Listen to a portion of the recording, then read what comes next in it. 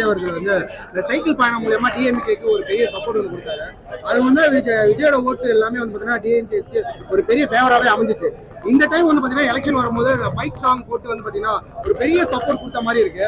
So கண்டிப்பா நம்ம வந்து பெரிய லெவல்ல வெற்றி பெறுவோம். நிச்சயம் நாங்க கடுமையான உழைப்பை கொடுத்துருக்கிறோம். கூடுதலாக விஜய் அவர்களுடைய மறைமுகமான ஆதரவு இருக்கிறது, இளைஞருடைய ஆதரவு இருக்கிறது. நேர்மையானவங்க நல்லவங்க எல்லாருமே இந்த முறை வந்து நாம் தமிழ் வாக்கு போட்டு சொல்றாங்க. ஜூன் 4ஆம் தேதி உங்களை போல நானும் காத்திருக்கிறேன். அவரை என்னென்ன கொள்கைகளை எடுத்து வைக்கிறாருன்ற பொறுத்து அவர் விரும்பினால் நாம் தமிழ் கட்சி சேரும் சொல்லி அண்ணன் சீமானவர்கள் சொல்லியிருக்காங்க. பேச்சுவார்த்தை நடந்துதான் இருக்கு.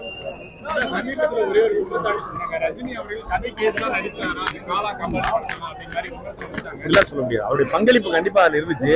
காலா கபாலில ரஜினிகாந்த் முழுமையான பங்களிப்பு இருந்துச்சு. கதை கேட்காம எப்படி நடிப்பாரு? கதை கேட்காம வசனம் பேச முடியாது. ரஜினி வந்து அரசியல் புரிதல் இல்லாத ஆள் கிடையாது. அரசியல் புரிதல் கொண்டவர் தான். அது அவரை தாழ்த்தி பேசக்கூடாது. அது தப்பு.